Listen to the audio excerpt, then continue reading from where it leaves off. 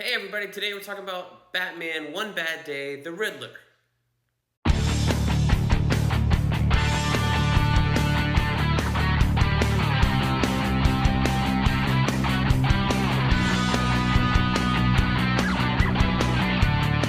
Hey everybody, welcome back to BK's Bullets. As always, I'm your host, Brent, and today we're going to review Batman One Bad Day, the Riddler by Tom King and Mitch Gerads.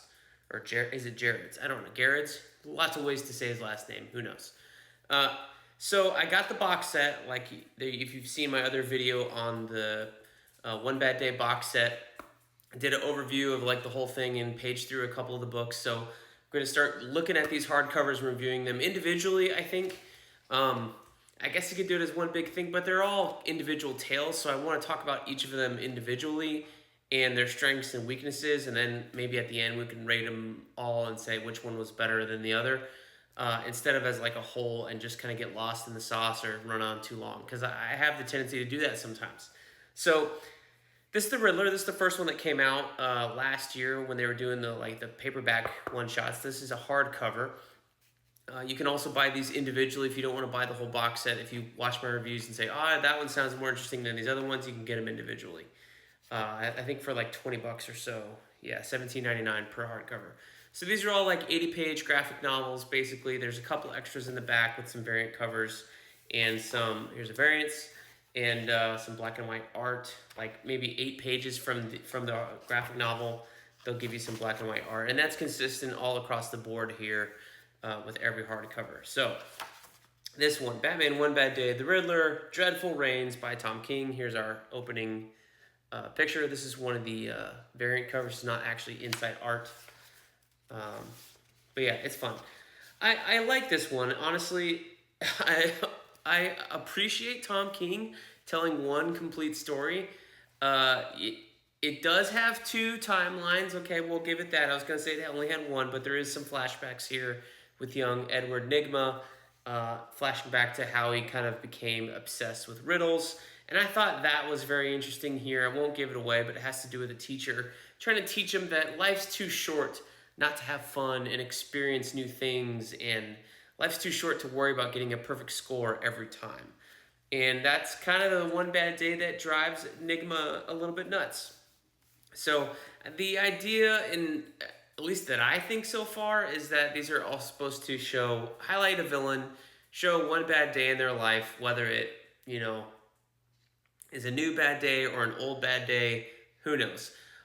The 2 that I've read so far, which is this one and Two-Face, which is the next review I'm going to record, both seem to feature like a current storyline with Batman and then, a little something that happened to them in the past or something like that.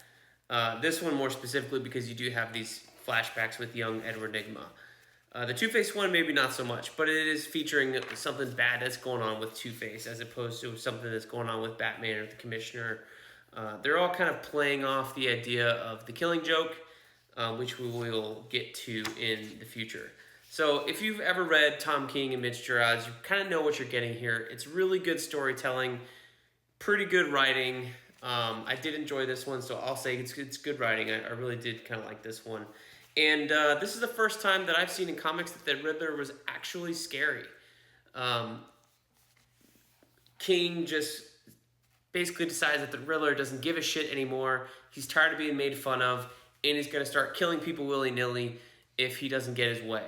So most of the first half of this book is him, dealing with the fallout of killing one single guy on the street and Batman trying to figure it out until he lays it out at the end, and then it all kind of wraps up fairly quickly, which I think that was my main complaint. There's a conversation here with Batman on a basketball court, which was pretty cool.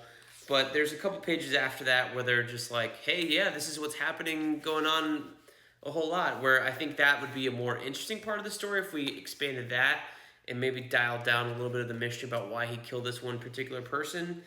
I think that would be a little bit more interesting, but because it wraps up really quickly in a way that's just kind of like, is that really what really happened here? Or why would, it begs the question of like, why would Batman let the Riddler go on that long that way before taking care of him? Or, what's the answer to the riddle at the end of the book? That sort of thing. So it's pretty fun. It's pretty interesting. I think this helps if you read this first.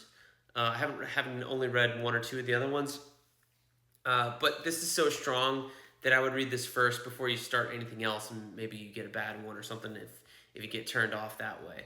If you have the whole box set or picking them up one at a time. But yeah, Batman One Bad Day, The Riddler, pretty good. I liked it a lot. So yeah, I mean, Mitch Gerads' art is just phenomenal. It's astounding. I thought he was a digital artist, and I'm not sure if he is or isn't, but it says like pencils and inks on the back pages here. But I guess anything without colors is technically inks in comic books, you know.